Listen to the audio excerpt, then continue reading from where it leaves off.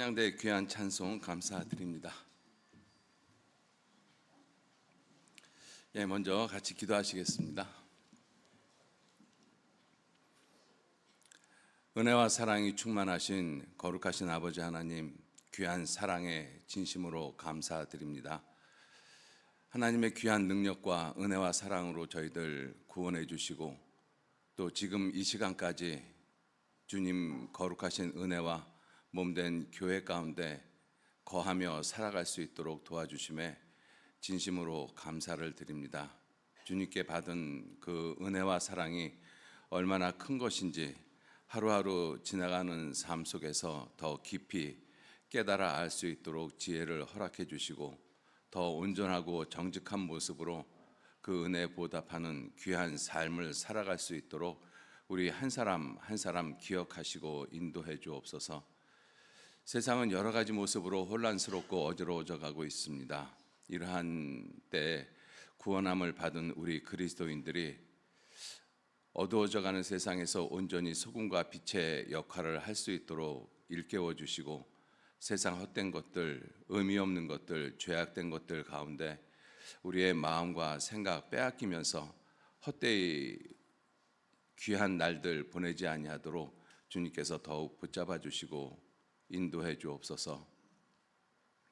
또 오늘도 귀한 은혜 가운데 우리 구원받은 우리 모든 형제 자매님들 한 자리에 불러 모으셔서 귀한 은혜의 시간 나눌 수 있도록 도와주심에 감사드립니다. 이 시간 우리들이 또 깨달아야 할 말씀들 저희 마음판에 기록해 주시고 또 그 말씀이 우리의 생각을 변화시키고 우리의 삶을 변화시키면서 하나님의 영광을 더욱 나타내는 그러한 귀한 삶을 살아갈 수 있도록 도와주시고 인도해 주옵소서. 또 저희들 4월 달에 춘계 수양회를 계획하고 있습니다. 이번 춘계 수양회를 통해서도 이뤄진 많은 영혼들이 함께 참석해서 생명의 말씀을 듣고 구원받을 수 있도록 주 성령님께서 친히 역사하시고 도와주옵소서. 그 일을 위해서 기도하고 준비하고 수고하는 그 모든 손길 위에 지치지 아니하도록 붙잡아 주시길 또한 의지하고 부탁드립니다. 또 우리 순천교회 모든 형제 자매님들, 우리 전도인들과 성령이 하나 되게 하신 것 힘써 지키면서 이 지역에 주님의 복음을 더욱 힘있게 증거하실 수 있도록 주 성령님께서 친히 역사하시고 도와주옵소서. 오늘 이 시간도 온전히 주 성령님께만 의지하고 부탁드립니다. 모든 것 주님께 감사드리면서 우리를 사랑하시고 지켜주시는 예수님 이름으로 기도 올렸습니다. 아멘. 우리 이사야서 구약성경 이사야서 61장 찾겠습니다.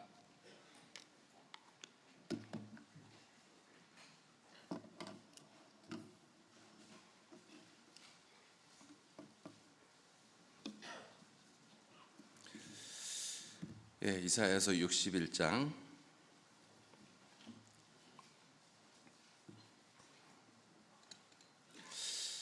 1절로 3절 말씀, 1절로 3절 말씀. 그 중에 1절, 2절은 제가 읽고 마지막 3절 말씀은 함께 읽도록 하겠습니다. 주 여호와의 신이 내게 임하셨으니 이는 여호와께서 내게 기름을 부으사 가난한 자에게 아름다운 소식을 전하게 하려 하심이라. 나를 보내사 마음이 상한 자를 고치며 포로된 자에게 자유를, 갇힌 자에게 노임을 전파하며 여호와의 은혜의 해와 우리 하나님의 신원의 날을 전파하여 모든 슬픈 자를 위로하되 무릇 시온에서 슬퍼하는 자에게 화관을 주어 그 죄를 대신하며 희락의 기름으로 그 슬픔을 대신하며 찬송의 옷으로 그 근심을 대신하고 그들로 의의 나무 곧 여호와의 심으신 바 그 영광을 나타낼 자라 일컬음을 얻게 하려 하심이니라. 인사 올리겠습니다. 안녕하셨습니까? 반갑습니다. 저는 어제 내려와서 우리 봉사 형제님들과 함께 식사 나누고 또 같이 교제 나누었습니다. 그리고 여러분들이 마련해 주신 곳에서 하룻밤 편하게 잘 쉬었습니다. 고맙습니다. 오늘은 이 시편 61편 3절 말씀 하나님의 영광을 나타낼 자라는 이 제목을 통해서요. 이 3절에 있는 말씀처럼 슬퍼하는 자에 대해서 좀 살펴보고, 그다음에 화관, 희락의 기쁨, 그다음에 찬송의 옷, 그것이 무엇을 의미하는지, 그리고 의의 나무, 그 의의 나무로 여호와의 심으신 바라고 했는데 그 뜻이 무엇인지, 그리고 마지막으로 영광을 나타낼 자, 그 의미가 무엇인지, 이런 것들을 좀 더 깊게 살펴보시면서 구원받은 우리들이 마지막 때를 살아가는 이 시대에 과연 우리는 하나님 앞에 어떠한 모습으로 나타나고 있고, 또 하나님의 영광을 어떻게 나타내면서 살고 있는가, 이런 것들을 우리 각자가 좀 생각해 보시는 그러한 시간들이 되셨으면 좋겠습니다. 먼저 이 슬퍼하는 자, 이 성경 말씀에 이 성경 말씀은 이스라엘 민족의 회복을 두고 하시는 말씀인데, 궁극적으로 우리 모든 사람을 가리켜서 하고 계시는 말씀입니다. 이 모든 사람을 슬퍼하는 자라고 말씀을 하셨는데, 왜 우리는 슬퍼하면서 고통을 당하면서 이 고난을 당하는 것이 사람의 그 본래의 모습이다, 이렇게 성경은 말씀을 하고 있습니다. 인생은 고난을 위해서 난나니 불티가 위로 나름 같다, 이렇게 말씀을 하셨는데, 왜 인생이 그렇게 되어졌을까? 이것부터 좀 먼저 우리가 좀 생각을 해보셨으면 좋겠습니다. 하나님이 우리 사람을 만드신 것은 우리가 이 땅에서 슬퍼하고 또 괴롭고 고통스럽게 살다가 죽고 지옥 가도록 만든 것이 아니죠. 하나님을 알지 못하는 많은 사람들은 왜 하나님이 사람을 죽게끔 만드셨는가, 또 지옥 갈 수밖에 없는 죄인으로 왜 만드셨는가, 먹으면 죽을 수밖에 없는 선악과는 왜 만드셨는가, 이 모든 잘못된 것을 다 하나님 탓으로 돌리고 있습니다. 그런데 우리가 성경을 살펴보면 하나님께서 그렇게 만드신 것이 아니었다라는 것을 우리가 알 수가 있죠. 예수님께서도 마태복음 22장 29절 말씀에 너희가 성경도 하나님의 말씀도 알지 못하는 거로 오해하였도다 라고 말씀을 하고 계십니다. 우리가 예수님에 대해서, 성경에 대해서, 하나님에 대해서 오해하고 있는 것들이 굉장히 많이 있습니다. 따라서 내 삶 가운데서도 내가 이해되어지지 않는 그러한 일들, 고통과 슬픔, 또 억울한 일들, 이러한 것들을 당하면 도대체 하나님이 나한테 왜 그렇게 하셨을까? 다른 사람들은 편안하게 잘 살고 있는 것 같은데 내 삶은 왜 하나님이 이렇게 하셨을까? 원망 아닌 원망을 하나님께로 돌리는 그러한 모습들도 우리 그리스도인의 삶의 모습에서 얼핏 보이기도 합니다. 자, 하나님이 우리 사람을 처음부터 슬퍼하는 자로 또 고난을 당하는 모습으로 만들지 않으셨습니다. 하나님이 우리 사람을 만드신 가장 궁극적인 목적은 하나님 자신의 영광을 위해서 만드셨습니다. 이사야 43장 7절 말씀에 하나님께서 말씀하시기를 내가 내 영광을 위하여 창조한 자를 오게 하라. 그들을 내가 지었고 만들었느니라. 사람을 만든 분명한 목적은 하나님의 영광 때문에 만드셨습니다. 그래서 사람을 짐승 비슷하게 만들고 짐승에서 사람으로 만든 것이 아니라 하나님의 형상을 닮은 모습으로 만들어 놓으셨습니다. 그래서 이 모든 사람에게는 하나님이 아니면 채워질 수 없는 그러한 영적인 공간, 마음의 빈자리가 있습니다. 그 자리는 반드시 하나님으로만 채워져야 돼요. 자, 그러한 모습으로 만든 것이 사람인 것입니다. 하나님의 영광을 위해서 사람을 만들었습니다. 그래서 우리가 창세기 1장을 살펴보면 첫째 날서부터 여섯째 날까지 쭉 하나님이 이 세상을 만들어 가시지 않습니까? 첫째 날 빛을 만드시고 보시기에 좋았더라. 둘째 날만 그 좋았더라는 말씀이었고, 셋째 날, 넷째, 다섯째 날 보시기에 좋았더라. 여섯째 날 보시기에 심히 좋았더라. 이렇게 말씀하고 계시거든요. 그런데 우리가 그러한 말씀들을 우리가 좀 다시 한번 좀 생각을 해보면 이렇게 한번 생각을 한번 해보셔요. 하나님이 만드신 이 창조물 모든 것들은 사실은 하나님의 완전한 작품입니다. 하나하나가 작품이거든요. 그 하나님의 작품 또는 걸작품을 뭐라고 표현하는가 하면 헬라 말로 포이에마라고 표현을 합니다. 이 포이에마라는 그 단어는 우리가 세상에서도 많이 쓰고 있어요. 그래서 뭐 포이에마 심리 치료실 뭐 이렇게 이름을 붙이기도 하고, 어떤 교회는 포이에마 교회라고 이름을 붙이기도 합니다. 그만큼 포이에마라는 뜻이 무슨 뜻이냐면 걸작이라는 뜻입니다. 대단한 작품이라는 뜻이거든요. 하나님이 세상을 만들어 가시면서 그냥 대충 만드신 것이 아니라 그 놀라운 작가이신 그 하나님께서 자신이 만든 것을 보시고 그리고 보시기에 좋았더라, 이렇게 말씀을 하셨습니다. 혹시 여기 순천에도 이 예술하시는 분들이 계실 거라고 생각이 드는데, 이 예술하시는 분, 이 그림을 그리시던 조각을 하든 글을 쓰던 음악을 하든 그러한 분들이 자기의 창작품을 만들어 놓고 이거는 좀 아닌 것 같다 해가지고 이렇게 이 뒤로 버리는 그런 모습도 있지만, 어떤 것들은 만들어 놓고 내가 만들어도 참 잘했다 이렇게 스스로 만족하는 그러한 모습들이 있지 않습니까? 마치 하나님이 첫째 날 빛을 만드시고 그리고 뭐라고 말씀하셨는가 하면 보시기에 좋았더라. 모든 것을 만드시고 하나님께서 보시기에 좋았더라, 보시기에 좋았더라. 왜 그렇게 말씀하셨는가 하면, 모든 것을 완전하게 만드실 수 있는 그 하나님이 보실 때에도 하나님 스스로도 너무나 보시기가 좋았던 거예요. 그런데 마지막에 짐승들을 만들어 놓고 그 다음에 사람을 하나님의 형상대로 만들어 놓고 보시기에 심히 좋았더라, 이렇게 말씀하시거든요. 전 요즘 가끔 그 할머니 할아버지들이 손주 사진, 이렇게 이제 막 태어난 손주 사진들을 이렇게 보면서 참 예쁘다 이렇게 이야기하시는 모습들을 가끔 보거든요. 그리고 저한테도 보여줘요. 보라고, 얼마나 예쁘냐고. 근데 솔직히 직접적인 관계가 없는 제가 볼 때는 그렇게 안 예쁘게 생겼어요. 근데 당사자인 어머니, 아버지, 할머니, 할아버지 눈에는 너무나 예쁜 거예요. 너무나. 그래서 왜 그럴까 그랬더니 자기 닮았거든요. 그죠? 그래서 어떻게 해서든지 자기 닮은 모습을 찾아냅니다. 발가락에 닮았든지 손가락에 닮았든지 어디든지 닮은 모습을 찾아내거든요.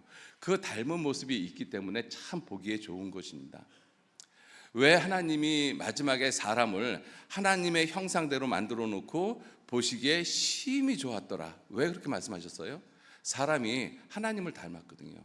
육체가 하나님을 닮았다는 것이 아니라 영의 모습인, 하나님은 영이시니까 그 영적인 존재로 만들어 놓은 그 사람, 하나님의 영광을 나타낼 그 존재가 너무나 보기에 좋았던 것입니다.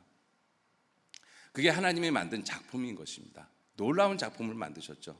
대단한 걸작을 만드셨습니다. 자, 그런데 그러한 놀라운 이 작품이, 대단한 걸작이 어느 날 하루아침에 산산조각으로 훼손되어 버려졌어요. 누군가가 와서 그 걸작을 갖다가 칼로 찢어버리고 거기다가 이 페인트를 칠해버리고 그런 엉망으로 만들어 놓는 그러한 모습이 됐습니다. 그것이 인간의 죄의 모습이거든요. 하나님의 작품을 훼손시키는 가장 근본적인 요인은 죄인 것입니다. 아담이 선악과 시험에서 실패함으로 말미암아 하나님이 만들어 놓으신 이 은혜의 땅, 에덴 동산은 은혜의 동산이라는 뜻이지 않습니까? 그 에덴 동산이 저주의 땅으로 바뀌었어요. 땅은 너로 말미암아 저주를 받아 가시와 엉겅퀴를 내고 너는 종신토록 얼굴에 수고하고 땀을 흘려야 땅은 내게 먹을 소산을 줄 것이다. 그리고 결국 너는 죽어서 흙으로 돌아갈 것이다. 은혜의 모습은 사라져버리고 저주가 가득한 모습이 되어졌습니다. 그것이 하나님의 영광을 빼앗긴 모습이고 또 하나님의 그 놀라운 작품을 완전히 훼손시켜버린 모습인 것입니다. 그래서 하나님의 영광을 나타낼 사람인, 이 하나님의 목적을 위해서 만든 이 사람이 오히려 그 영광을 다 빼앗겨버리고 짐승보다 못한 삶을 살게 되는 것이 지금 모든 사람들의 모습인 것입니다. 로마서 이사야 61장 표시해 두시고요. 로마서 1장 한번 보시죠. 로마서 1장.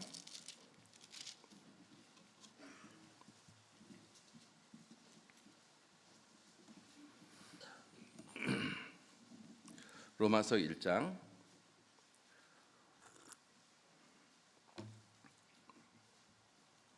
20절 말씀서부터 제가 읽겠습니다. 20절. 창세로부터 세상을 창조할 때로부터 그의 하나님의 보이지 아니하는 것들, 그것이 무엇이냐?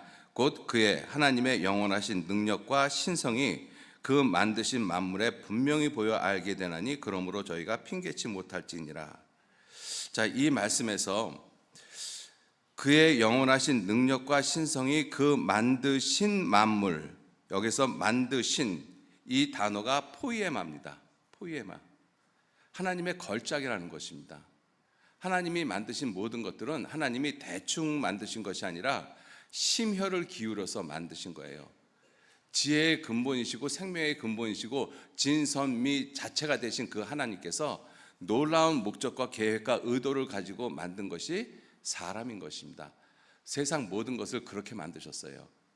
이 세상 모든 것들은 그의 영원하신 능력과 그 만드신 만물의 그 작품에 분명히 보여 알게 되나니 그러므로 저희가 하나님 몰라서 못 믿었습니다. 핑계하지 못한다라고 되어 있습니다.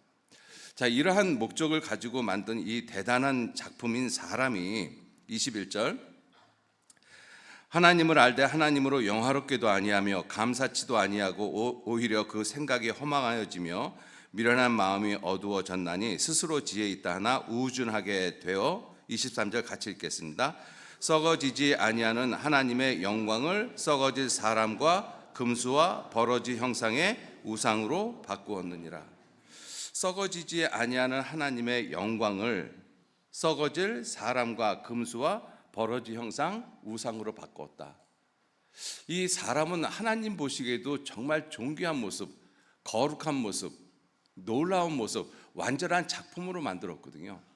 그런데 이러한 사람이 범죄함으로 말미암아 그 모든 영광을 다 빼앗기고 썩어지지 아니하는 하나님의 영광을 썩어질 사람과 금수와 버러지 형상, 그 모습, 그 우상의 모습으로 바꾸었다라는 것입니다. 그것이 모든 죄인의 모습인 거예요. 여러분들, 이 하나님을 더럽히는 것, 하나님을 무시하는 것, 그것이 죄의 모습이지 않습니까? 그 죄의 모습을 한마디로 요약을 해서 말씀을 드리면 결국은 우상을 숭배하는 것입니다. 하나님이 있어야 할 자리에 하나님이 있지 않고 다른 것이 들어 앉아 있는 것들, 이 모든 것들이 우상이죠. 거기 그러한 마음에서부터 모든 죄는 다 시작됐습니다. 영광의 하나님이 있어야 될 자리에 썩어질 사람과 금수와 버러지 형상의 우상이 들어 앉아 있는 것입니다. 그것이 모든 죄의 시작이거든요. 출애굽기 20장에 보시면 하나님께서 이스라엘 민족에게 10가지 계명, 10계명을 주셨습니다. 그 10계명의 첫 번째가 나 외에 다른 신을 내게 있게 하지 말지니라. 이 의미가 뭐예요? 모든 시작, 모든 근본, 모든 뿌리는 누구에게 있다? 하나님에게 있다라는 것입니다. 그것을 선포하는 것이 1절 그 첫 번째 계명의 말씀인 것입니다. 나 외에 다른 신을 내게 있게 하지 마라. 내가 근본이고 내가 시작이고 내가 뿌리고 내가 모든 것의 원천이다라고 말씀을 하고 있는 것입니다. 10번째 계명이 뭐예요? 이웃의 것들을 탐내지 말라. 탐심을 갖지 말라는 것입니다. 그 탐심은 뭐예요? 하나님이 있어야 될 자리에 하나님을 빼버리고 내가 원하는 것들을 그 자리에 집어넣는 것을 탐심이라고 이야기를 합니다. 구원받지 못한 우리의 삶에서도 마찬가지고 구원받지 못한 지금의 사람들의 마음에서도 마찬가지고 그 사람의 마음 가운데 하나님을 넣고자 하는, 하나님을 위치시키고자 하는 그 본질적인 마음이 사라져 버렸어요. 우리는 그러한 마음을 가지고 태어났습니다. 그것을 성경에서는 악인 또는 죄인이라고 말씀하고 계셔요. 악인은 모태에서부터 멀어졌나니 그가 나면서부터 곁길로 나가 거짓을 말하는도다. 우리 모든 사람은 나면서부터, 어머니 뱃속에 잉태되면서부터 영광의 모습으로 하나님의 모습을 자리해야 될 그곳에 그것이 텅 빈 상태로 태어났다는 것입니다. 그래서 악인들의 삶에, 악인들의 사상의 모습에 저희들의 사상은 사악이라, 죄악이라고 말씀하고 있거든요. 저희들의 모든 사상에 하나님이 없다 하느니라. 그래서 그 하나님이 들어가야 있어야 할 그 자리에 원숭이가 그 자리를 대신했고, 그리고 돈이 대신했고, 쾌락이 대신했습니다. 그것이 인간이 만들어낸 사상들이지 않습니까? 그것이 바로 하나님을 무시하고 하나님을 멸시하는 모습, 그런 모습에서 모든 죄를 짓는 우상 숭배의 모습이 바로 그 모습이라고 성경은 말씀을 하고 있어요. 우상 숭배는 하나님이 있어야 할 자리에 하나님이 아닌 다른 것을 대신하는 것이 우상 숭배의 모습인 것입니다. 골로새서 3장 5절 말씀에 그러므로 이 땅에 있는 지체를 죽이라. 그러고 말씀하시기를 육신의 정욕, 악한 정욕, 그다음에 부정, 음란, 곧 탐심. 탐심은 곧 우상 숭배니라 이렇게 말씀하시거든요. 탐심을 우상 숭배라고 말씀하시거든요. 우리는 십계명을 읽으면서 제일 가볍고 그리고 크게 중요하지 않다라고 생각하는 죄 중에 하나가 탐심이라고 생각하거든요. 그런데 십계명을 갖다가 이렇게 뒤집어 보면 제일 마지막에 있는 계명이 제일 첫 번째 계명이 되지 않습니까? 그 제일 첫 번째 계명이 된 10번째 계명, 그 계명이 뭐예요? 탐심이거든요. 그 탐심은 뭐라고 말씀하셔요? 우상 숭배입니다. 그 우상 숭배에서 모든 죄는 다 파생하게 돼 있어요. 하나님이 들어 앉아야 있어야 할 그 마음의 공간에 하나님이 아닌 다른 모든 것들이 들어 앉아 있는 모습, 그것이 우상 숭배 탐심이지 않습니까? 사람은 하나님으로 인해서 만족을 합니다. 그런데 하나님이 아닌 다른 것으로 만족하고, 사람은 하나님의 것으로 채워져야 되고 하나님 자체로 채워져야 되는데 하나님이 아닌 세상 것들로 채워지는 것, 그게 우상이지 않습니까? 그게 탐심이지 않습니까? 그러니까 하나님이 있어야 할 곳에, 하나님이 있어야 할 자리에 하나님이 있지 아니하고 하나님이 아닌 다른 것으로 자리하고 있는 모든 것들, 그것이 우상 숭배라고 말씀하고 있습니다. 어떤 의미에서 우상 숭배, 탐심, 이것이 가장 큰 죄악일 수도 있습니다. 가장 큰 것이에요.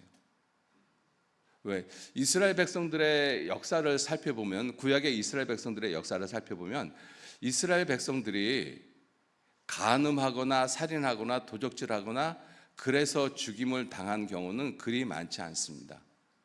이스라엘 민족이 궁극적으로 멸망하게 된 가장 근본적인 원인이 무엇입니까? 우상 숭배거든요. 북이스라엘도 BC 722년에 우상 숭배로 멸망을 했고, 남쪽 유다도 BC 586년에 우상 숭배로 바벨론에 의해서 멸망을 당했습니다. 이스라엘 백성들이 철저하게 멸망을 당한 가장 근본적인 원인이 무엇이냐? 우상 숭배입니다. 그 우상 숭배가 뭐예요? 탐심입니다. 하나님이 있어야 할 곳에 하나님이 계시지 않는 것, 그 모든 것들이 다 탐심이라고 말씀하고 계시거든요. 그러한 탐심 때문에 하나님의 영광을, 썩어지지 않는 하나님의 영광을 썩어질 사람과 금수와 버러지 형상의 우상으로 대치시켜 놨잖아요. 지금 모든 사람이 가지고 있는 그 생각이 하나님이 없다라는 생각이거든요. 그 하나님이 없다라는 그 생각, 하나님이 있어야 할 자리에 하나님이 없다라는 사상이 들어왔지 않습니까? 그게 무신론이잖아요. 그 무신론을 뒷받침하고 있는 것이 진화론이고 유물론이고, 하나님이 있어야 할 그러한 그 마음, 생각에 엉뚱한 것들이 다 대체를 하고 있거든요. 그게 우상 숭배의 모습인 것입니다. 그래서 이 세상은 우상으로 가득하다라고 말씀하신 거예요. 하나님이 보실 때 이 지구 전체는 우상으로 가득합니다. 왜? 하나님이 아닌 것, 아닌 다른 것들로 다 채워놓고 있지 않습니까? 그리고 마지막 때는 특히 그 모습이 두드러지게 나타납니다. 마지막 때 우상 숭배의 모습이 아주 두드러지게 나타나거든요. 여러분들, 우리가 지금 유튜브 같은 것들을 보면, 유튜브 같은 것들을 봐도 그렇고 어떤 드라마 같은 것들을 봐도 그렇고, 우리나라도 그렇고 다른 나라도 보면은 어떤 다른 신에게 자기의 앞날을 묻는 그런 어떤 점쟁이들을 미워하고 마귀, 이런 것들을 미워하는 그러한 모습들이 아주 많이 생기거든요. 그리고 이 사람들의 마음을 달래고 또 이렇게 춤과 노래로 그렇게 사람들에게 인기를 얻는 그러한 사람들을 가리켜서 아이돌이라고 이야기를 합니다. 그래서 지금은 아이돌이라는 이야기 많이 쓰잖아요. 그 아이돌이, 아이가 도라이라는 뜻이 아니고 우상이라는 뜻입니다. 아이돌, 그게 우상이라는 뜻이거든요. 근데 그런 이야기도 우리가 너무 심심치 않게 자주 하고 있잖아요. 그죠? 그래서 아이돌 그룹이 어쩌고, 아이돌이 어쩌고, 이 아이돌이라는 말을 갖다가 너무 편하게 이야기를 하고 있어요. 그러한 의미가 무엇이겠습니까? 이 세상이 우상으로 가득 찼다라는 것입니다. 우상으로 가득 찼다는 뜻이 뭐예요? 하나님이 아닌 다른 엉뚱한 것으로 대체가 되어졌다는 것입니다. 지금 우리가 살고 있는 세상이 그러한 모습이 되어졌어요. 정말로. 이 로마서 1장 잠깐 붙잡으시고요. 디모데후서 3장을 한번 보시죠. 디모데후서 3장.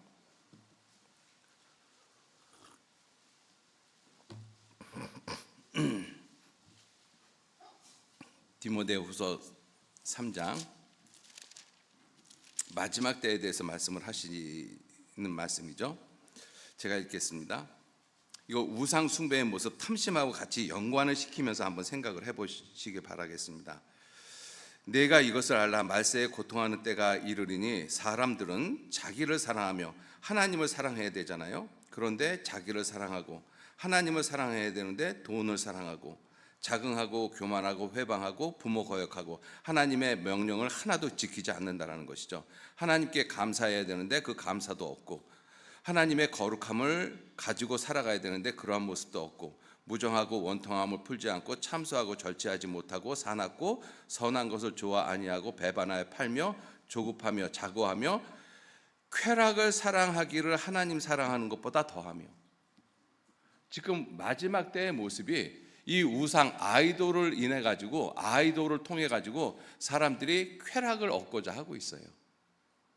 이것이 전 세계의 모습인 것입니다. 그죠? 지금 전 세계가 캐데헌 K-팝 데몬 헌터스라고 이야기하는 이 한국을 소재로 한 그 애니메이션이 전 세계의 젊은이들을 갖다 열광시키고 있습니다. 오스카상에서 이번에 한국이 그 부분의 상을 갖다가 받았지 않습니까? 전 세계가 지금 열광을 하고 있어요. 그 모습이 아이돌인 것입니다. 그런데 그것을 아이돌, 우상이라고 이야기를 안 하고 뭐라고 이야기를 해요? 문화, 트렌드라고 이야기를 하고 있습니다. 놀라운 모습으로 미화시키고 있는 것이죠. 하나님이 아닌 다른 것들을 그 자리에 갖다 놓고 그것을 하나의 문화라고 이야기를 하고 하나의 흐름이라고 이야기를 하고 하나의 유행이라고 이야기를 합니다. 그래서 구원받은 사람도 아무 비판 없이 무비판적으로 그것을 그냥 받아들이고 있어요. 지금 그러한 모습이 쾌락을 사랑하는 것보다 하나님을 더 사랑하는 모습, 아주 우상 숭배에 찌든 모습이 쾌락을 하나님보다 더 사랑하는 모습인 것입니다. 지금 우리 시대의 모습이 정말로 그래요. 지금 우리가 살고 있는 이 시대에 모든 사람들이 이 핸드폰을 가지고 있지 않습니까? 이 핸드폰을 가지고 있으면서 하루도 빠지지 않고 보는 곳이 어디냐면 유튜브 동영상이거든요. 그 쇼츠 보고 있지 않습니까? 그 쇼츠를 왜 보고 있습니까? 쾌락 때문에 보는 거예요. 즐거움 때문에. 계속 봅니다. 그냥 시간 죽이거든요. 근데 그냥 보는 것이 그냥 재밌어요. 그리고 1분, 2분 지나가는 거 크게 신경을 안 쓰거든요. 여러분도 쇼츠 1분짜리 하루에 10개 보면 10분이거든요. 60개 보면 60분, 1시간 지나갑니다. 근데 쇼츠 보시는 분들 한번 가만히 생각해 보세요. 하루에 딱 한 개만 보십니까?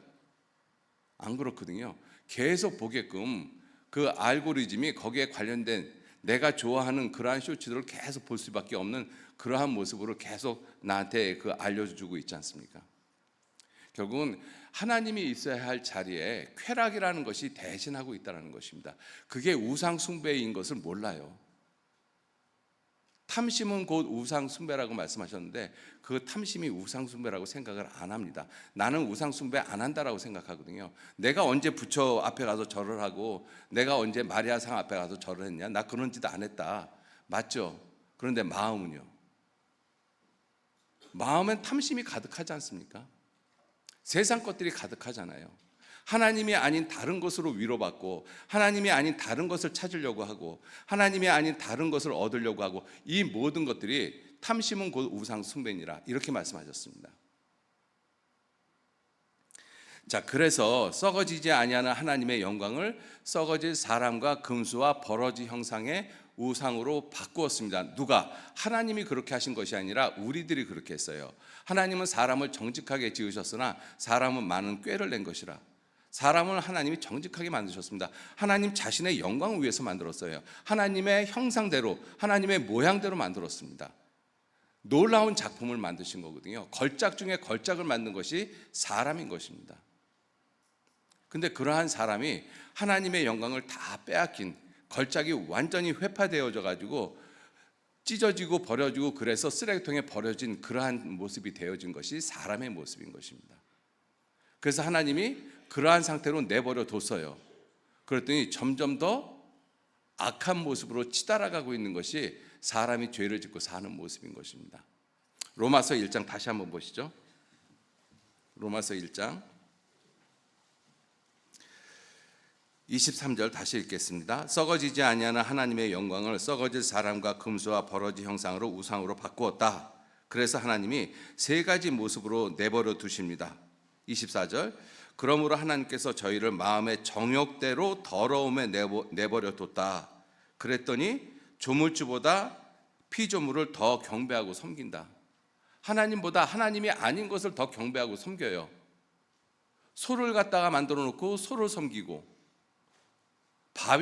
큰 바위를 보면서 그거를 섬기고, 큰 나무를 보면서 그것이 신이라고 섬기고, 하나님이 사람을 위해서 만들어 놓은 그것을 신이라고 생각하고 하나님보다 그 만들어진 그것들을 갖다 더 섬기는 모습, 그것이 하나님께서 이 마음의 정욕대로 더러움에 버려둔 결과의 모습이고, 두 번째 26절 이를 인하여 하나님께서 저희를 부끄러운 욕심에 내어버려 뒀다. 그랬더니 남자가 남자로 여자가 여자로 더불어 부끄러운 일을 행했다. 순리대로 쓰지 않고 영리로 쓰고 있다는 것입니다. 모든 것을 다 거꾸로 뒤집어 놓는 모습인 거예요. 지금 우리가 살고 있는 세상이 그렇습니다. 깨끗한 것을 좋아하는 것보다는 더러운 것을 더 좋아하고, 진실된 것보다는 거짓을 더 추구하는 것이 이 세상의 모습인 것입니다. 사람들은 깨끗한 걸 싫어해요. 그렇지 않다라고 이야기를 하지만 실제로 여러분들 의사 가운들이, 원래 병원에 있는 의사 가운이 원래 흰색이었잖아요. 근데 그 흰색이 환자들한테 너무 마음에 중압감을 준다라는 그러한 결과가 있어서 이 의사들의 가운을 갖다가 파란색으로 바꾼 것입니다. 사람들은 너무 깨끗하면 못 견뎌요. 그죠? 그게 사람의 본성인 것입니다. 그래서 순리라는 것이 있잖아요. 어른은 어린아이를 사랑하고, 또 어린아이는 어른을 존경하고, 이 장유유서의 그 순리라는 것이 있는데 지금 그것이 뒤집어지는 세상이지 않습니까? 그죠? 그런 모습으로 바뀌어가고 있습니다. 자, 그리고 세 번째 28절 또 저희가 마음에 하나님 두기를 싫어하며, 하나님이 있어야 할 자리에 하나님이 있는 것이 싫은 거예요. 그래서 하나님이 저희를, 그러한 사람을 그 상실한 마음, 하나님이 없는 그 상실한 마음대로 내어버려 뒀다. 그랬더니 29절서부터 31절까지 21가지의 악한 일을 하고 있어요. 그 21가지 악한 일의 끝이 무엇이냐면 무정하고 무자비한 모습인 것입니다. 여러분들, 우상의 궁극적인 모습은 무정하고 무자비한 모습인 것입니다. 마지막에 내가 정말 죽음 앞에 서 있었을 때 우상에게 아무리 부르짖어 보십시오. 우상이 대답하는가? 내가 정말 필요하고 내가 간절히 부르짖을 때 우상은 나한테 한마디도 대답을 못합니다.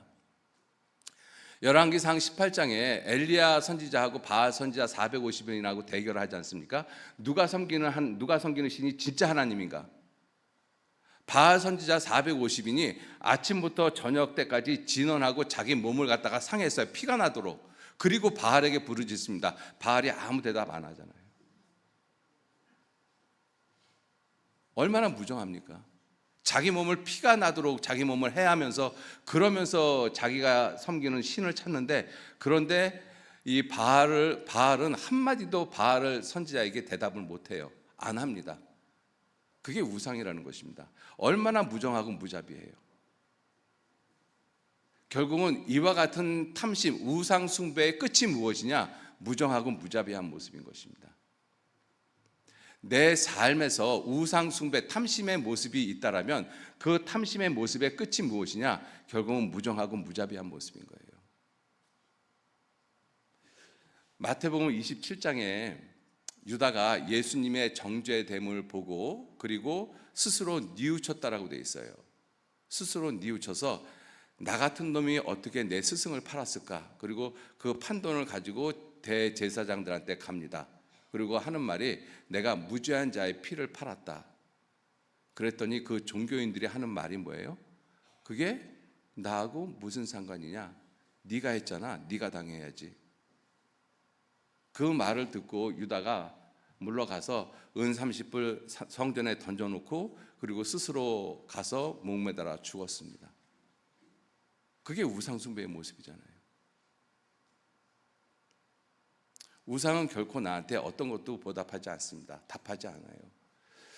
자, 그러한 그 우상 숭배의 모습이 썩어지지 않는 하나님의 영광을 썩어질 사람과 금수와 버러지 형상의 우상으로 바꾸었다. 다시 말해서 하나님의 가장 놀라운 작품인 이 포이에마 걸작을 가장 형편없는 모습으로 짓밟아 버린 것입니다. 그것이 우리 죄인의 모습인 거예요. 그렇게 이 놀라운 작품이 갈갈이 찢어지고 지저분하게 더러워져서 쓰레기통 한 구석에 처박혀 있는 모습이 그것이 죄인의 모습인 것입니다. 그러한 모습을 보면서 사람들이 왜 하나님이 이런 작품을 만들었지? 이렇게 이야기를 하고 있는 거예요. 만들려면 좀 잘 만드시지 왜 이렇게 형편없는 작품을 만들었지? 하나님은 처음부터 그런 작품을 만드신 것이 아닙니다. 사람들은 그렇게 오해를 하고 있는 것이죠. 자, 그러한 모습이기 때문에 우리들의 그 삶이, 우리 모든 인생의 삶이 고난을 위해서 났다. 불티가 위로 나름과 같다. 인생은 고해다. 슬픔의 바다를 건너갈 수밖에 없는 것이 인생이다라고 말씀을 하고 있는 것입니다. 처음부터 그렇게 만들어 놓으신 것이 아니잖아요. 대단한 걸작을 그렇게 망쳐버린 것이 사람인 것입니다.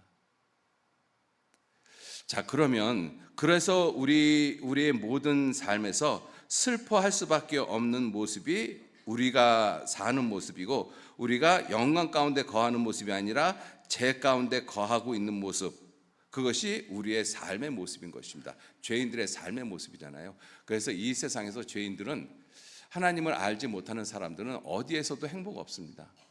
어디에서도 만족 없어요. 그래서 솔로몬이 전도서 1장 2절에 하는 말이 헛되고 헛되며 헛되고 헛되니 모든 것이 헛되도다. 그것이 형편없는 모습으로 이 훼손된 인간의 모습, 하나님의 작품의 모습이라는 것입니다. 어디에도 인생은 만족 없습니다. 빈손 들고 왔다가 빈손 들고 가는 것이 인생이고 그 나온 대로 돌아가는 것이 그것이 인생이라고 말씀을 하고 있어요.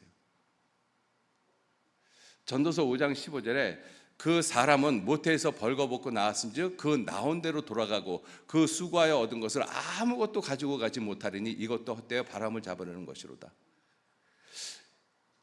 얼마 전에 저희 서울에서 이 80이 넘으신 어르신하고 그 부분을 갖고 이렇게 교제를 하다가 그 어르신이 정말 이 말씀이 어쩌면 이렇게 맞는지 예전에는 생각을 못했는데 시간이 지나면 지날수록 정말 이 말씀이 자기 마음에 너무 비수같이 꽂힌다는 거예요. 그래서 이거 많이 들으셨던 말씀인데 뭐가 그렇게 비수처럼 꽂히실까?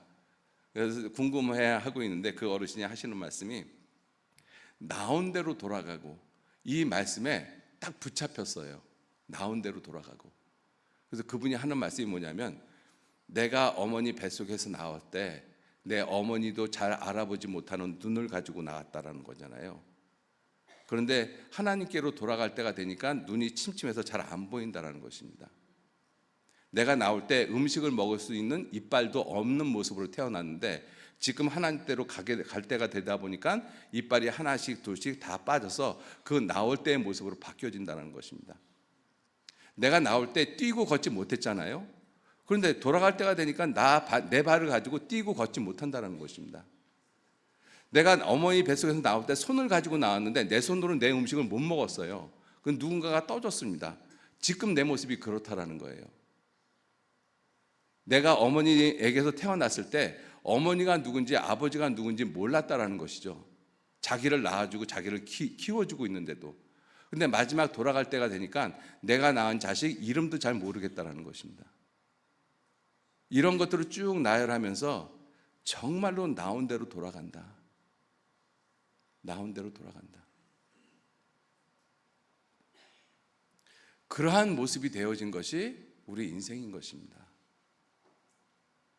자, 그렇게 비참한 모습, 제 가운데서 흙을 무릅쓰고 살 수밖에 없는, 진토에 굴러 다닐 수밖에 없는 그러한 작품이 되어진 것이 우리 사람의 모습인 것입니다. 하나님의 영광을 다 빼앗긴 모습.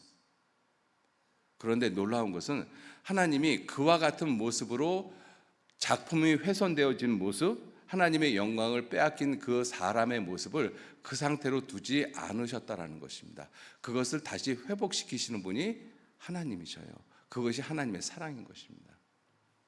하나님은 그것을 그렇게 훼손되고 그렇게 파손되어져서 저 쓰레기통 한 구석에 오물이 가득한 모습으로 묻혀있는 그 하나님의 작품을 다시 원상대로 복원시키려고 보내신 분이 하나님의 아들 예수님이십니다. 여러분들, 그것이 얼마나 놀라운 하나님의 사랑입니까? 한번 생각해 보세요.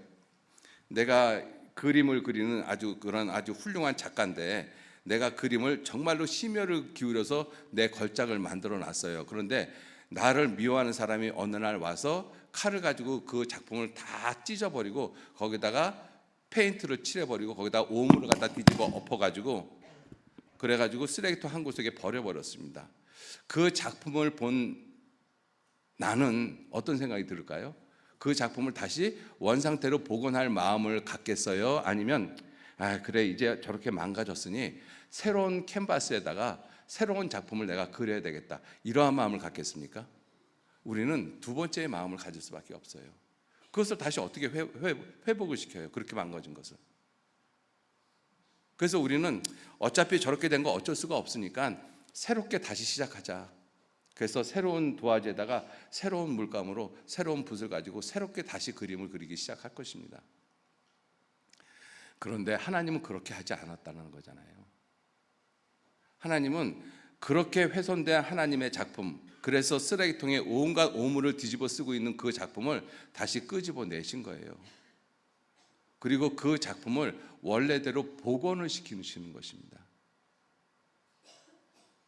그게 하나님이 우리를 구원하시는 모습인 거예요. 여러분들, 그거를 우리 이해할 수 있습니까? 이해가 안 되어져요, 인간의 생각으로는. 그렇게 훼손되어진 그 인간을, 하나님의 작품을, 하나님은 그 모습을 다시 복원시키기 위해서 하나님은 누구를 보내셨는가 하면 하나님은 자기 아들을 보내셨어요. 자기 아들을. 예수님은 기꺼이 이 세상에 오셨고, 하나님이 세상을 이처럼 사랑하사 독생자를 주셨으니, 왜 주셨어요? 그 훼손된 작품을 갖다가 복원시키기 위해서. 예수님은 그것을 알고 기꺼이 이 세상에 오셨습니다. 그는 근본 하나님의 본체시다. 빌립보서 2장 6절에 그렇게 말씀하시잖아요. 하나님 본체이신 그분이 하나님과 동등됨을 취할 것으로 여기지 아니하시고 오히려 자기를 비워 종의 형체를 가져 사람들과 같이 되었고 사람의 모양으로 나타나셨어요.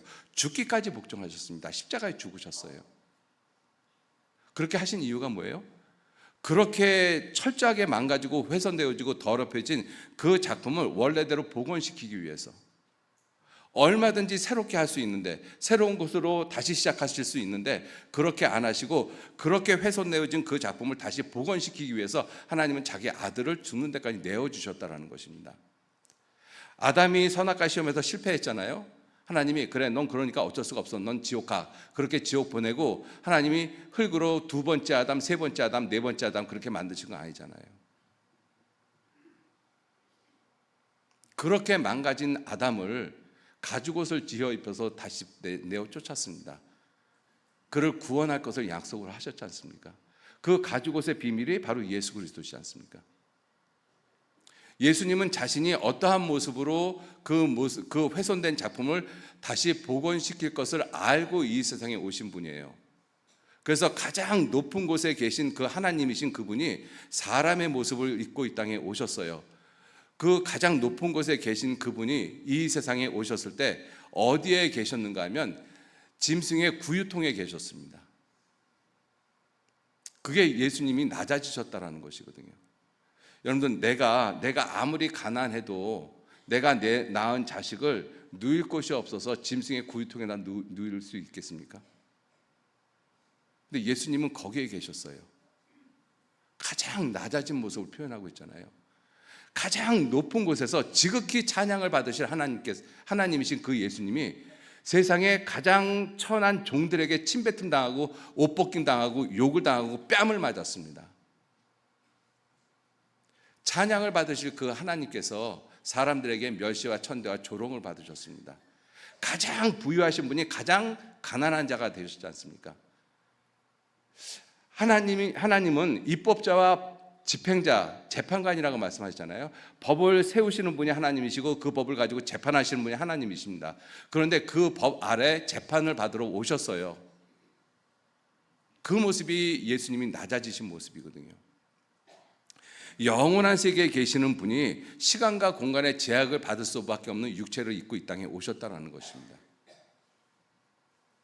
우리가 이러한 모습을 하나씩 좀 짚어가면서 생각해 보면 정말 예수님께서 어떠한 사랑을 가지고 이 세상에 오셨는지 우리가 알 수가 있어요. 하나님이 세상을 이처럼 사랑하사, 그 표현할 수 없기 때문에 이처럼 사랑이라고 말씀하셨잖아요. 자기 아들 독생자를 주셨다. 그래서 예수님께서는 훼손되어지는 하나님의 이 작품, 버려진 작품, 온갖 더러운 곳으로 가득하게 묻어있는 그 쓸모없는 그 작품을 다시 복원시키기 위해서 예수님은 이 땅에 오셨어요. 그런데 더욱더 놀라운 것은 그러한 훼손되어진 작품을 다시 복원시키기 위해서 예수님은 가장 놀라운 모습으로 훼손되어졌습니다. 가장 더러워졌고 가장 지저분해졌어요. 가장 볼품 없어졌습니다. 그게 놀라운 모습이잖아요. 이사야서 53장 한번 보시죠. 이사야 53장.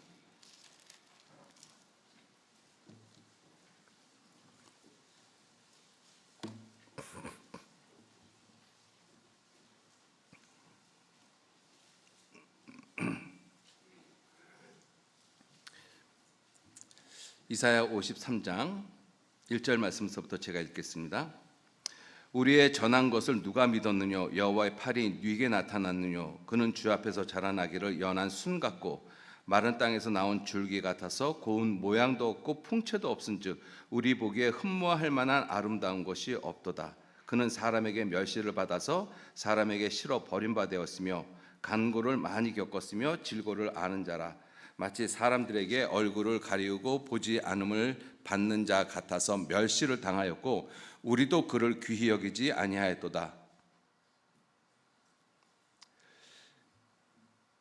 나 같은 죄인, 나같이 온갖 더러운 것에 가득 묻어져 있는 그러한 사람에게조차도 귀하게 여김을 받지 못한 모습으로 되어지신 분이 누구셔요? 예수님이셔요. 어떤 의미에서 최대 하나님의 이 작품이라고 표현하기는 좀 뭐하지만 오늘 말씀을 이해를 하기 위해서 예수님이 이 육신을 입고 이 세상에 오신 모습을 하나님의 작품이라고 이야기를 한다면 예수님은 걸작 중에 최대 걸작인 것입니다. 예수님만큼 아름다우신 분이 어디 계셔요? 예수님은 진선미 그 자체이시지 않습니까? 완전하신 분이지 않습니까? 영원하신 분이지 않습니까? 그런데 어떤 모습이에요? 훼손되어진 사람의 모습으로 보기에도 별 가치가 없는 모습으로 이 세상에 오셨어요. 말씀하시는 것이 뭐예요? 우리도 그를 귀히 여기지 않았다. 파손되고 더럽혀져 있는 내가 볼 때에도 예수님이 귀하게 안 보이신 거예요. 얼마나 망가졌으면. 근데 예수님이 왜 그렇게 되셨습니까? 그 훼손되어진 그 작품을 복원시키기 위해서 예수님은 그렇게 되실 수밖에 없었던 것입니다. 그 죄를 온 세상, 아담 때부터 이 세상 끝날 때까지 지구상에 있는 모든 사람의 죄를 다 담당하고 있는 모습, 가장 더럽혀지고 가장 훼손되어진 모습이 바로 예수 그리스도의 모습인 것입니다. 나 같은 사람을 갖다가 원상태로 복원시키기 위해서 예수님은 가장 훼손되어진 모습이 바로 예수님의 모습이신 거예요.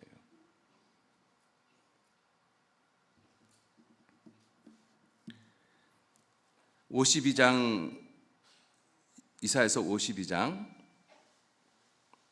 13절부터 제가 읽겠습니다. 13절. 여호와께서 가라사대 보라 내 종이 형통하리니 밭으로 높이 들려서 지극히 존귀하게 되리라. 이왕에 전에는 그 얼굴이 타인보다, 우리 인생들보다, 우리 죄인들보다, 우리가 하나님의 작품인데 망가졌잖아요. 그렇게 망가진 인생들보다 더 상했고 그 모양이 인생보다 상하였으므로 무리가 그를 보고 놀랐거니와. 어떻게 저렇게 망가질 수가 있지? 사람들도 놀랬다라는 것입니다. 예수님이 신문을 받을 때 종들에게 침뱉음을 당했지 않습니까? 하속들이 손바닥으로 예수님 뺨을 때렸습니다. 군병들이 많은 사람 앞에서 예수님의 옷을 벗겼어요. 십자가에 못 박아놓고 조롱했습니다. 사람들이 그 모습을 보고 놀랐어요. 어떻게 저렇게까지 망가질 수가 있지? 근데 그렇게까지 망가지고 훼손되어지고 버려진 이유가 뭐예요? 나 같은 사람을 다시 원래의 모습으로 복원하기 위해서요. 여러분들, 복제가 아닙니다. 복제는 카피하는 거잖아요. 그죠? 지금은 기계가 있으니까 이러한 종이를 놓고 복제를 하면 똑같은 모습으로 복제를 하는 것, 복제가 되어지지 않습니까? 예수님은 우리를 그렇게 복제를 하신 것이 아니라 복원시키신 거예요. 복원이 뭐예요? 원래의 모습으로 다시 회복시키시는 것입니다. 그 원래의 모습으로 회복시키기 위해서 예수님 자체가 그렇게 망가지실 수밖에 없었던 거예요. 왜? 우리의 죄를 다 담당하셨기 때문에. 그것이 예수님이 하신 일입니다. 그래서 그 예수님이 하신 일을 믿음으로 말미암아 다시 복원되어진 사람들, 원래의 모습으로 다시 복원되어진 사람들, 하나님의 영광을 도로 찾은 사람들, 그래서 그 삶에서 하나님의 영광을 나타낼 사람이 되어진 사람들, 그 사람들을 무엇이라고 말씀하시는가 하면 구원받은 그리스도인이라고 말씀을 하십니다. 에베소서 2장 한번 보시죠.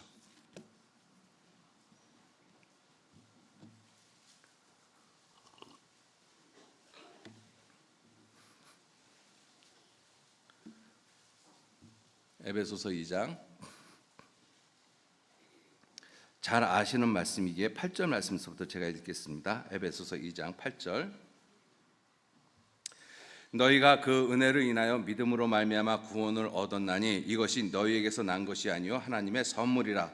행위에서 난 것이 아니니 이는 누구든지 자랑치 못하게 함이니라. 우리가 예수 그리스도의 은혜를 믿음으로 말미암아 구원을 얻었어요. 이것을, 이 사람들을 가리켜서 너희라고 여기서 표현하고 있고, 이 너희가 누구냐? 바로 구원받은 우리와 같은 그리스도인입니다. 우리 그리스도인들. 그런데 이렇게 구원받은 이 그리스도인들을 무엇이라고 표현했는가 하면 2장 10절 말씀 같이 읽겠습니다. 우리는 그의 만드신 바라 그리스도 예수 안에서 선한 일을 위하여 지으심을 받은 자니 이 일은 하나님이 전에 예비하사 우리로 그 가운데서 행하게 하려 하심이니라. 2장 10절에 우리는, 구원받은 우리는 그의 만드신 바라, 만드신 바, 이것이 포에마입니다. 작품이란 뜻이에요. 작품이란 뜻입니다. 무슨 뜻입니까? 지금까지 말씀을 다시 정리를 하면 하나님의 놀라운 작품으로 만들어진 이 사람이 죄로 말미암아 형편없는 모습으로 훼손되어졌잖아요. 그 모습을 다시 복원시키러 오신 분이 누구시냐면 예수님이셔요. 그래서 예수님은 가장 훼손되어진 모습으로 이 세상에서 심판을 받으셨습니다. 우리를 대신해서. 그 사실을 믿는 사람들을 하나님은 다시 원상의 모습으로 복원을 시켜 놓으셨어요. 그래서 그 사람들을 가리켜서 우리는 그의 만드신 바라, 그의 작품이다, 그의 걸작이다, 그의 포에마다라고 이야기를 하고 있는 거예요. 여러분들, 걸작입니다. 놀라운 걸작인 거예요. 정말 걸작 중에 걸작인 거예요. 우리 구원받은 그리스도인들이. 왜? 가장 놀라우신 그 예수님이 가장 낮아진 모습을 통해 가지고 우리를 다시 원상태로 복원을 시켰지 않습니까? 우리가 복제가 되어진 것이 아니에요. 우리는 원래 모습으로 하나님의 뜻과 계획을 가지고 원래 모습으로 복원되어진 사람들인 것입니다. 복제되어진 것이 아니에요. 만약에 복제가 되어졌다면 우리의 삶은 그렇게 가치가 없어요. 복제되어진 것이 아니라 원래의 의도대로, 하나님이 원래 만드신 그 목적과 그 의도대로 그렇게 복원되어진 사람, 그 사람들이 그리스도인입니다. 너희가 그 은혜로 인하여 믿음으로 말미암아 구원을 받은 그리스도인들, 저와 여러분들, 우리들이 그 모습이거든요. 여러분들, 우리 자신이 정말 생각해야 될 것이 무엇이냐면 하나님의 작품, 그것도 그냥 작품이 아니라 어떤 작품이요? 최대의 걸작인 것입니다. 내가 보기엔 내가 그렇게 안 보여도 하나님은 나를 그렇게 보셔요. 여러분들, 지금 옆에 계신 분들 한번 얼굴 한번 쳐다보시겠어요? 걸작처럼 보이십니까? 여러분들, 우리가 지금 뭘 보고 있는가 하면 하나님의 작품을 보고 있는 거예요. 하나님의 작품을. 그죠? 하나님의 걸작 중에 걸작을 보고 있는 것입니다. 우리가 마음의 눈이 아직 완전하게 떠지질 않아서 육신의 눈만 가지고 상대를 보고 있기 때문에 우리가 이 걸작이라고 못 알아보고 있지만, 실제로 우리가 마음의 눈을 가지고 바라본다면 정말 우리 모두는 하나님의 걸작 중에 걸작이에요. 하나님의 작품이거든요. 여러분들, 지금 여기가 뭐냐면 하나님의 작품 전시회인 거예요. 그죠? 자, 여러분들 혹시 미술 전시회 혹시 가보셨습니까? 미술 전시회에 가보면 많은 작품들이 있잖아요. 그 중에 어떤 작품들은 내가 마음에 드는 작품들이 있어요. 아, 저건 내가 봐도 정말 참 좋다. 근데 똑같은 작가의 작품인데 어떤 작품은 저건 좀 아닌 것 같다, 그런 생각이 들 때가 있잖아요. 그런 생각이 들면 내가 펜이나 매직 갖고 가서 고칩니까? 내 마음대로? 내가 원하는 대로? 그렇게 절대로 못하죠. 그래서 작품 전시회에서 빠지지 않고 나타나는 경고문이 하나 있어요. 그게 뭐예요? 작품에 손대지 마시오. 작품에 손대지 마시오. 근데 우리들은 내가 낳은 아이, 내 남편, 내 아내, 그게 다 누구의 작품이에요? 하나님의 작품이거든요. 그런데 내가 막 손대요. 내 마음에 안 든다고. 그죠? 왜 그렇게 해? 이렇게 해야지. 특히 아이들한테 정말 그런 모습이 많잖아요. 이게 아내와 남편에 대한 관계에서도 그렇습니다. 아내는 아내대로, 남편은 남편대로 자기 마음에 맞는 대로 뜯어 고치려고 해요. 근데 그 뜯어 고치려고 하는 그 작품이 누구 작품이에요? 하나님 작품이에요. 하나님 작품에 손대지 마셔요. 근데 우리는 하나님 작품에 마구 손을 대고 있거든요. 로마서 14장 4절 말씀에 남의 하인을 판단하는 너는 누구뇨? 그 섰는 것이나 넘어지는 것이 제 주인에게 있는데 네가 뭔데 난 마음대로 고치냐, 이렇게 말씀하고 있는 거잖아요. 그죠? 우리는 그런 실수를 진짜 많이 저지릅니다. 그래서 우리 흔히들 저 형제 저 자매는 왜 저래? 그게 뭐예요? 내 마음에 안 든다는 뜻이잖아요. 내 마음에 안 들어도 그 사람이 누구 작품이에요? 하나님 작품이에요. 그럼 나는 어떻게 해야 돼요? 마음에 안 들면 그냥 지나치고 다음 작품 보면 되잖아요. 근데 왜 마음에 안 드는 그 작품을 계속 보냐고요? 왜? 우리들의 잘못된 모습이거든요. 보시다가 마음에 안 드는 작품이 있을 수 있어요. 근데 그 작품이 다른 사람들한테는 기가 막힌 작품일 수 있습니다. 그러잖아요. 예를 들어서 저는 추상화 같은 걸 모르거든요. 그래서 추상화 같은 것을 보면 진짜 마음에 안 들거든요. 그러면 그거 안 보면 되잖아요. 딴 작품을 보면 되잖아요. 근데 어떤 사람은 추상화 그 그림을 보면서 정말 깊은 것을 깨닫는 사람들이 있거든요. 우리 형제 자매님들 가운데서도 추상화 같은 사람들이 있어요. 그죠? 어떤 사람은 정물화 같은 사람들도 있고, 내 취향에 다를 뿐인 거잖아요. 그 작품은 누구 작품이에요? 하나님 작품입니다. 하나님이 만드신 대로 두고 보셔요. 그렇게 하려면 뭐가 필요해요? 인내가 필요합니다. 기다려야 돼요. 그래서 사랑은 오래 참고 어떻게 끝나요? 모든 것을 견디느니라. 자, 또 하나, 상대방이 하나님의 작품이지만 나도 어떤 모습이에요? 하나님의 작품인 거예요. 근데 놀라운 것은 내 스스로 하나님 작품이라는 생각을 안 하고 살아요. 그래서 우리는 스스로 자기 비하나 자괴감을 가지고 살아요. 아니, 나 같은 것들이 뭐해? 나 같은 것이. 내가 무슨 하나님의 일을 한다고. 스스로 자기 자신을 비하시키고 있어요. 여러분들, 그렇게 사는 삶은 하나님의 영광을 못 나타냅니다. 정말로 중요한 것은 나 자신부터 사랑하셔야 돼요. 나 자신이 정말 하나님이 만드신 걸작인 거 인정하셔야 됩니다. 내가 하나님이 만드신 걸작인 거예요. 내가 봤을 때는 부족하고 그리고 못마땅한 것도 많지만 그런데 하나님의 작품이에요. 하나님이 그 작품을 조금씩 바꿔나갑니다.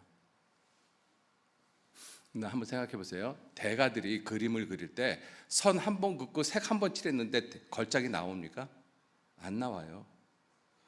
똑같은 선을 수십 번 반복해서 선을 긋고 똑같은 색을 갖다가 수십 번 반복하게 칠하면서 색의 깊이가 나타나잖아요. 그거 똑같은 거. 우리 그림을 모르는 저 같은 사람이 봤을 때 왜 똑같은 칠을 갖다가 저렇게 하지? 한꺼번에 그냥 왕창 보서 한꺼번에 칠하면 되지? 우리는 그렇게 생각할 수 있잖아요. 그 모습이 뭐예요? 내가 봤을 때는 똑같은 날의 반복이거든요. 지루합니다. 하나도 변화가 없는 것 같아요. 그런데 하나님은 그러한 날들을 통해서 나를 정말로 걸작 중에 걸작으로 만들어가고 계시다라는 것입니다. 우리 모두들 어떤 생각을 하셔야 되는가 하면 이사야 49장 5절 말씀에 나는 여호와 보시기에 어떠한 자라? 존귀한 자라. 정말 그 생각 가지셔야 됩니다. 하나님 보시기에 존귀한 거예요. 내 부모가 보기에, 내 친구가 보기에, 내 교회 목사님이 보기에, 내가 보기에 존귀한 자가 아니라 나는 여호와 보시기에 존귀한 자라. 왜? 작품입니다. 걸작이에요. 정말 걸작인 것입니다. 그죠? 우리는 그의 만드신 바라. 우리는 그의 만드신 바. 이걸 앞으로 어떻게 읽으시면 돼요? 우리는 그의 걸작이라. 맞습니다. 실제로 표현이 그거예요. 우리는 그의 걸작이라. 쓰레기통에 나뒹굴 수밖에 없고 온갖 더러운 것들이 가득 묻어있는 그렇게 훼손되어진 작품을 하나님은 자기 아들의 죽음을 통해서 그 모습을 완전한 모습으로 복원시켜 놓으신 것입니다. 원래의 모습으로 복원시켜 놓으셨어요. 그러니 걸작 중에 걸작이잖아요. 새롭게 시작한 것보다 더 놀라운 일인 것입니다. 그게 구원받은 우리들이에요. 그 모습이. 자, 이사야서 다시 보시겠습니다. 이사야서 61장. 이사야 61장 3절 말씀. 무릇 시온에서 슬퍼하는 자에게 화관을 주어 그 죄를 대신하며 희락의 기름으로 그 슬픔을 대신하며 찬송의 옷으로 그 근심을 대신하고, 이 화관, 희락의 기름, 찬송의 옷, 이 모습이 예수님이 우리를 복원하시기 위해서 하셨던 그 모습인 것입니다. 자, 그렇게 대신을 하시고 그들로 그렇게 망가진 그러한 사람들이 놀라운 모습으로 복원이 되어졌잖아요. 그렇게 복원되어진 그 사람들을 가리켜서 그들로 의의 나무 곧 여호와의 심으신 바 그 영광을 나타낼 자라, 이렇게 말씀하신 거예요. 뭐라고 말씀하셨어요? 그들로, 그렇게 복원되어진 그 사람들이 의의 나무인데 곧 여호와의 심으신 바 그 영광을 나타낼 자. 여호와의 심으신 바라고 말씀하셨어요. 하나님께서 심으셨다는 것입니다. 그런데 우리가 이렇게 개천이나 이 강가에 보면 강가에서 자라는 나무들 있지 않습니까? 특히 버드나무 같은 것들, 그런 나무들이 자라는데 그런 것들은 자생적으로 자라고 있는 것이죠. 그런데 어떤 나무들은 그 주인이 일부러 갖다가 심은 나무들이 있어요. 심은 나무. 심었다라는 그 뜻이 뭐예요? 목적과 의도와 계획을 가지고 의도적으로 그렇게 하셨다라는 뜻입니다. 누가? 그들로, 구원받은 그들로, 의의 나무가 된 그 사람들로, 정말 구원받은 그리스도인인 그들로 무엇이라고 말씀하셨어요? 저들은 내가 심은 나무다. 내 계획을 가지고, 내 의도를 가지고, 내 목적을 가지고 내가 그렇게 한 것이다라고 말씀하신 것입니다. 그래서 걸작인 거예요.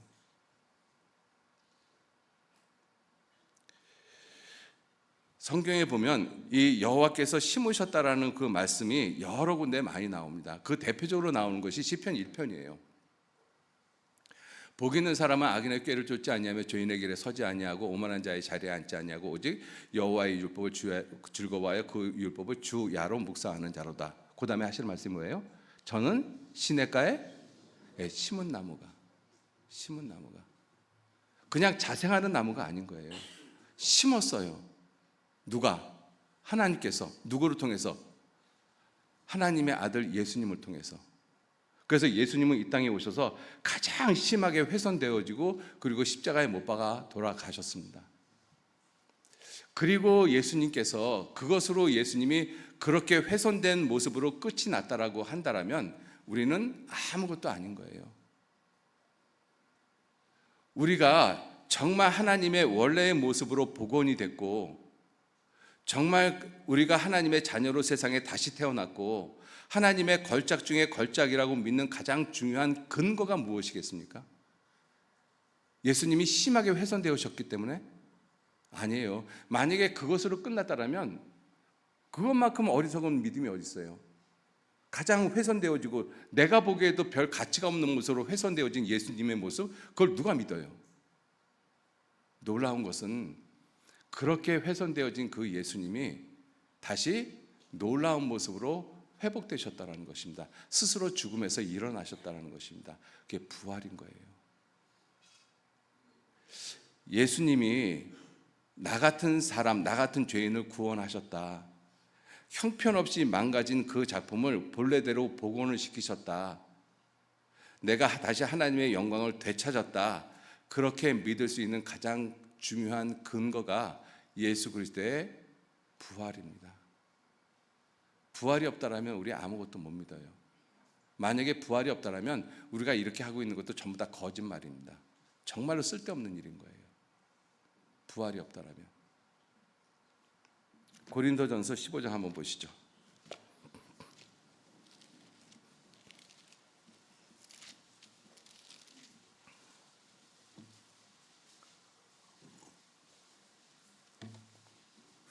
고린도전서 15장 12절 말씀서부터 제가 읽겠습니다.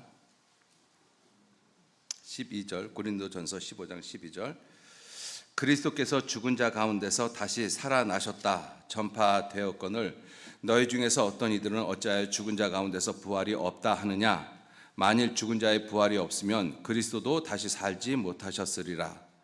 그리스도께서 만일 다시 살지 못하셨으면 우리의 전파하는 것도 헛것이요 또 너희 믿음도 헛것이며 또 우리가 하나님의 거짓 증인으로 발견되리니 우리가 하나님이 그리스도를 다시 살리셨다고 증거하였습니다.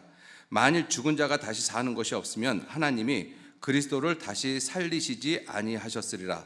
만일 죽은 자가 다시 사는 것이 없으면 그리스도도 다시 사신 것이 없었을 터이요. 17절 18절 같이 읽겠습니다. 그리스도께서 다시 사신 것이 없으면 너희의 믿음도 헛되고 너희가 여전히 죄 가운데 있을 것이요 또한 그리스도 안에서 잠자는 자들도 망하였으리니 만일 그리스도 안에서 우리의 바라는 것이 다만 이 세상뿐이면 우리는 세상 사람들 중에서 가장 어리석고 미련하고 불쌍한 자라고 말씀하십니다. 부활이 없다라면 그죠? 우리가 이러한 믿음을 가지고 지금 죽어도 천국에 간다라는 그 분명한 믿음을 가지고 있는 이유가 뭐예요? 예수님의 부활 때문에 그렇습니다. 그런데 예수님이 실제로 십자가에 못 박히신 다음에 3일 만에 정말로 부활하셨거든요. 그런데 그 부활을 예수님의 육체의 부활로 인정하지 않는 사람들이 너무나 많습니다. 예수님이 부활하시고 승천하신 이후에 그때가 AD 30년경이지 않습니까? 그때부터 지금 이때까지 끊임없이 예수를 믿는 사람들 가운데 또는 철학자들 가운데 논쟁이 되고 있는 것이 몇 가지가 있어요. 그 중에 하나가 예수님이 정말 하나님이셨느냐 하는 거예요. 성경은 예수님이 하나님, 참 하나님이시여 영생이시라 이렇게 말씀하시거든요. 그는 근본 하나님의 본체시다. 그렇게 성경에서도 말씀을 하고 계시는데 아직까지도 신학자들, 철학자들 가운데서는 예수님이 정말 하나님이시냐 아니냐 이걸 논쟁하고 있다는 거예요. 또 하나는 예수님이 정말 육체가 부활했느냐 하는 거예요. 예수님이 육체가 부활한 것이 아니라 영이 부활했다. 영혼이, 즉 귀신을 본 것이지 실제 예수님의 육체가 부활한 것이 아니다. 이것을 아직까지도 논쟁을 하고 있어요. 성경은 너무나 분명하게 예수님의 육체가 부활했다라고 말씀하고 계시는데, 베드로전서 3장 한번 보시겠습니다. 베드로전서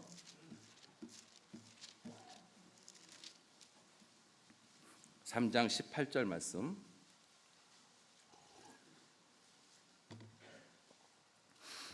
베드로전서 3장 18절 제가 읽겠습니다. 그리스도께서 한번 죄를 위하여 죽으사 의인으로서 불의한 자를 대신하셨으니 이는 우리를 하나님 앞으로 인도하려 하심이라. 육체로는 죽임을 당하시고 영으로는 살리심을 받으셨으니, 여기서 영으로는 살리심을 받았다. 이 말씀을 가지고 우리나라에서만 유독 더 그러는 것 같아요. 뭐 외국은 제가 잘 모르겠습니다만 이 말씀을 가지고 봐라, 예수님이 영으로 부활했다라고 돼 있지 않냐. 영으로. 무슨 육체가 부활했냐, 영으로 부활했다라고 돼 있는데, 그런데 여기서 영으로 부활했다라는 것은 뭐냐면 성령에 의해서 부활했다라는 말씀하시는 것입니다. 성령에 의해서. 성령이 누구셔요? 하나님이십니다. 여기서 영으로 부활했다는 의미가 그 뜻이거든요.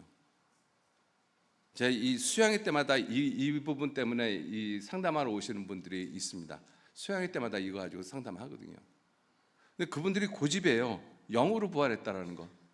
그래서 그분들에게 영으로 부활하신 것이 아니고 여기서 영이 성령이다라고 말씀을 드리고 원어도 찾아드리고 영어도 찾아드리고 그러거든요. 근데 고집을 안 꺾어요. 그리고 예수님이 정말로 육체가 부활하셨다. 누가복음 한번 보시겠습니다. 누가복음 24장.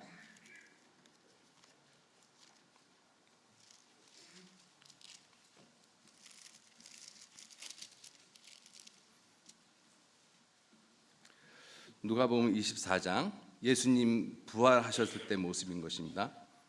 24장 36절. 이 말을 할 때 예수께서 친히 그 가운데 서서 가라사대 너에게 평강이 있을지어다. 부활하신 예수님께서 오셔서 이렇게 말씀하시는 거예요. 자, 그랬더니 저희가 37절, 저희가 제자들이죠, 놀라고 무서워하여 그 보는 것을 영으로 생각하는지라. 홀령으로 생각했다는 것입니다. 내가 헛것을 보고 있나? 귀신을 보고 있나? 이렇게 생각했다는 것이죠. 그래서 예수님께서 38절에 예수께서 가라사대 어찌하여 두려워하며 어찌하여 마음에 의심이 일어나느냐? 내 손과 발을 보고 나인 줄 알라. 또 나를 만져보라. 영은 살과 뼈가 없으되 너희 보는 바와 같이 나는 있느니라.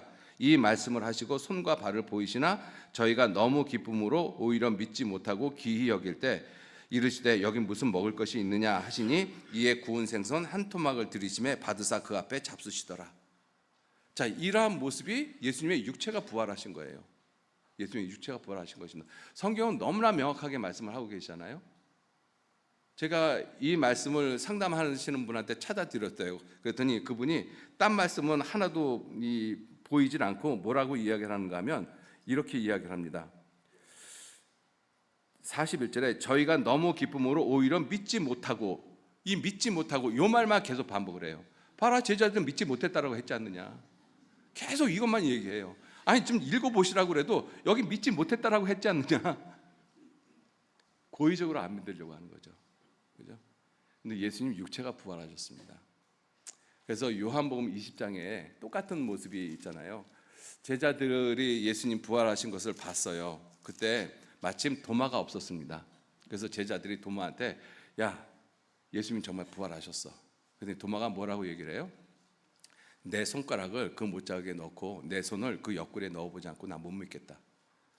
8일 만에 예수님 다시 오셨잖아요. 도마한테 하시는 말씀이 뭐예요? 네 손을 내밀어 내 손을 보고 네 손으로 내 옆구리에 넣어보고 그리고 믿음 없는 자가 되지 말고 믿는 자가 되라. 예수님 부활하셨습니다. 예수님이 하나님이시라는 가장 분명한 증거, 성경에 예수님은 하나님이시라고, 참 하나님이시고 영생이시고 하나님의 본체시고 하나님 형상이라고 말씀을 하시지만, 그것을 믿을 수 있는 가장 근본적인 근거가 무엇이겠습니까? 예수님의 부활이신 거예요. 예수님이 부활하지 않았다면 우리 못 믿습니다. 로마서 1장 보시겠습니다.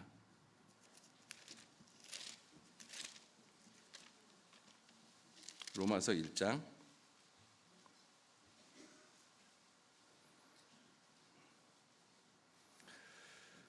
로마서 1장 4절 말씀, 4절 같이 읽겠습니다. 성결의 영으로는 죽은 가운데서 부활하여 능력으로 하나님의 아들로 인정되셨으니 곧 우리 주 예수 그리스도시라. 성결의 영으로는, 성령으로는 죽은 가운데서 부활해서 능력으로 하나님의 아들로 인정됐다.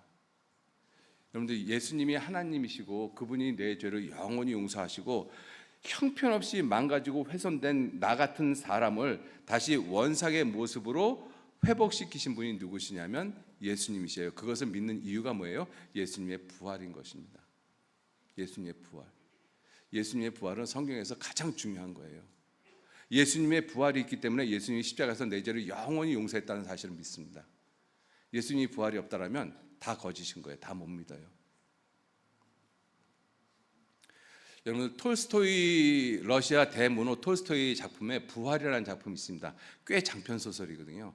그 내용이 뭐냐면 이 네홀류도포라는 그 귀족이 이 카츄샤라는 그 여인을 젊었을 때 쾌락의 도구로 사용하다가 가끔 놀다 버려요. 그러다가 나중에 그 여인이 이 살인죄 누명을 쓰고 법정에 서게 됩니다. 그리고 네홀류도포 이 공작의 배심원 자리에 앉아요. 그런데 그 배심원 자리에 앉아 있으면서 이 카츄샤의 눈과 눈이 서로 마주칩니다. 그런데 그 카츄샤의 눈이 젊었을 때 자기가 그렇게 이 쾌락의 도구로 사용했던 그 여인의 눈이 너무나 싸늘하고 너무나 냉정한 거예요. 거기서 충격을 받습니다. 저 여인이 저렇게 된 이유가 무엇일까? 그런 거 생각하다가 성경을 누군가에 의해서 전달받아요. 그리고 산상수훈, 마태복음 5장, 6장, 7장을 읽다가 저 여인을 저렇게 만든 것이 나였구나, 이걸 깨닫습니다. 이걸 깨닫고 그 카츄샤가 시베리아로 유형을 가거든요, 죄수로. 그런데 이 네홀리도프가 자기의 권위, 자기의 이 명예, 이 모든 것을 다 버리고 이 시베리아로 가서 그 카츄샤를 갖다가 옥바라지를 해요. 그리고 진정한 자기를 찾아갑니다. 그게 부활의 내용의 가장 중요한 핵심이거든요. 그래서 이 예수님 부활절에 이 러시아 사람들의 인사가 무엇이냐면 예수님 그리스도께서 부활하셨습니다. 그럼 그 인사를 받은 그 사람은 어떻게 답변하는가 하면 참으로 부활하셨습니다. 이렇게 인사를 주고받아요. 여러분들, 오늘이 부활절이잖아요. 그 부활절은 내 입으로만 시인하는 것이 아니라 그 예수님의 부활을 그 네홀류도프처럼 삶 전체가 완전히 바뀌는 모습인 것입니다. 여러분들, 그 네홀류, 비록 소설의 인물 중에 한 사람이지만 그 톨스토이가 그 네홀류도프를 통해서 말하고자 하는 그 메시지가 무엇이냐면, 하나님의 말씀을 우리가 성경을 통해서 배우는 것은 단지 지식의 축적이 아니라 하나님 말씀 앞에 내가 항복하는 것이다. 항복하는 것이라는 것입니다. 그러니까 이 귀족이 자기 명예, 권력, 권세 다 버리고 시베리아까지 가서 그 여인을 갖다가 뒷바라지 하고 있는 거잖아요. 그게 진정한 부활이라는 것입니다. 그게 진정한 부활인 거예요.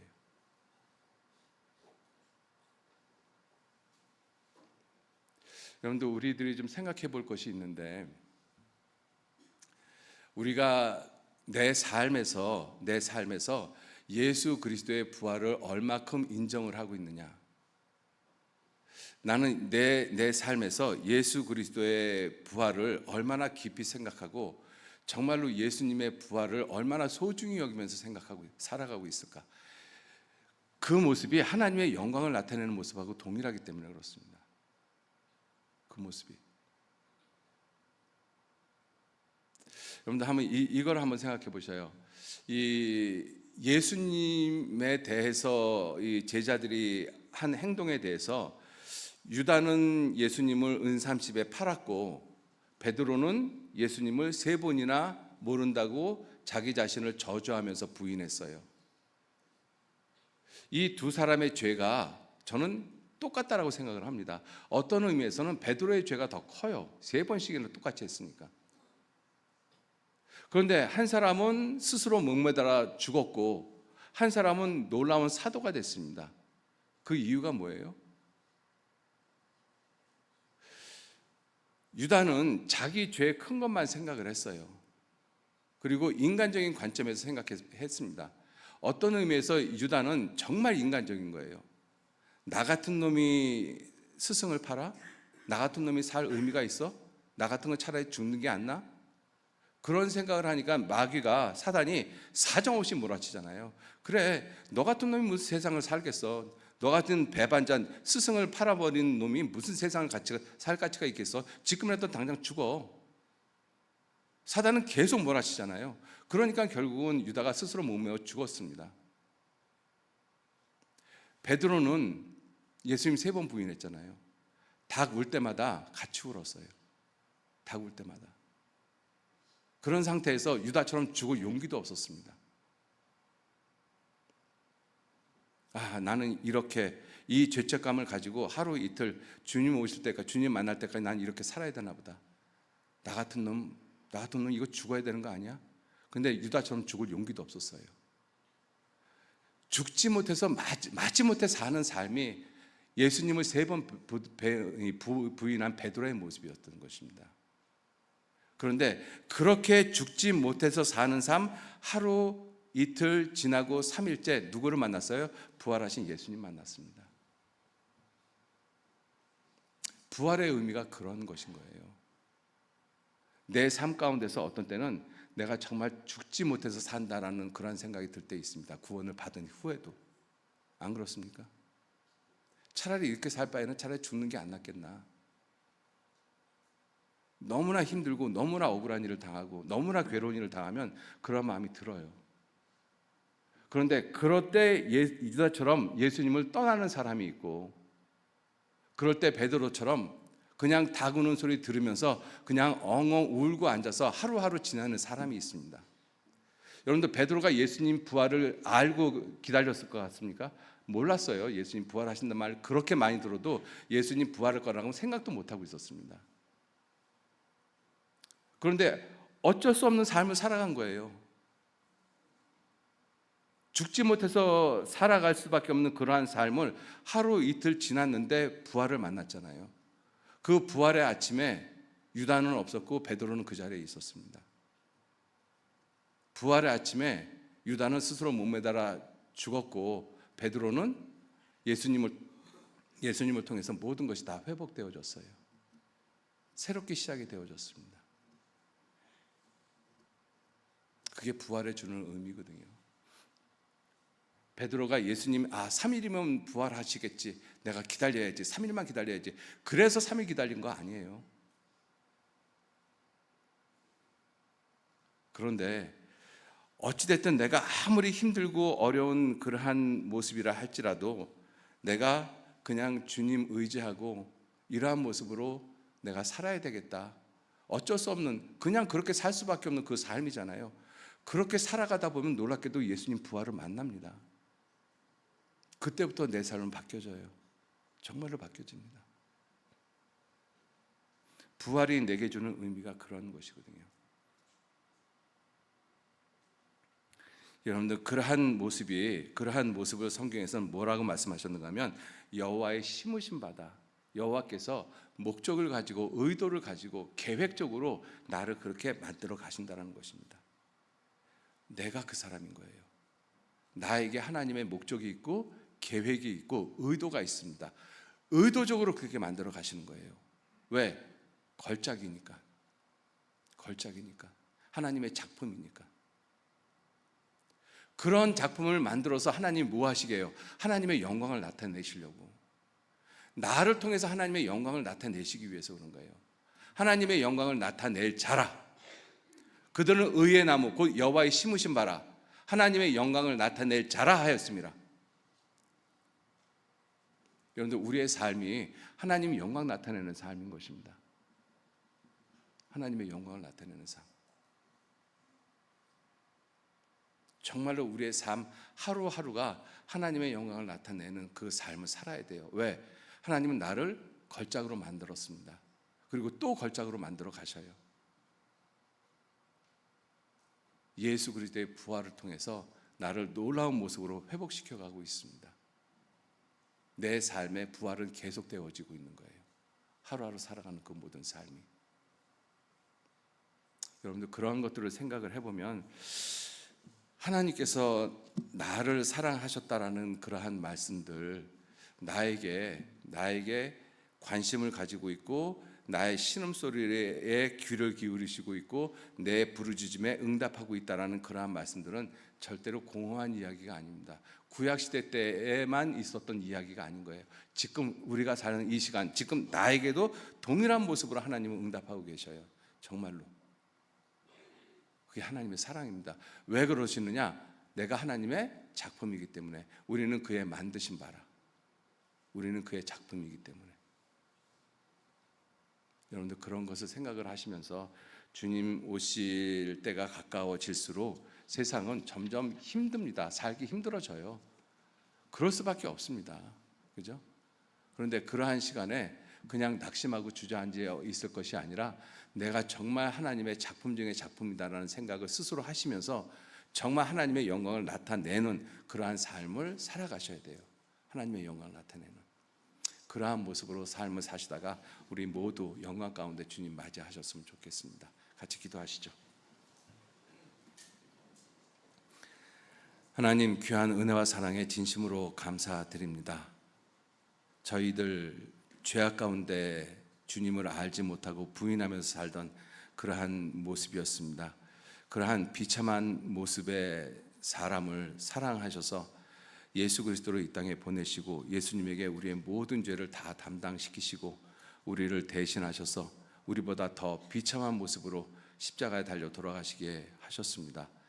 그 놀라운 일을 통해서 우리가 하나님의 원래의 모습으로 하나님의 뜻과 계획과 목적을 가지고 있는 그러한 하나님의 작품으로 하루하루 변화되어지는 삶을 살아가고 있습니다.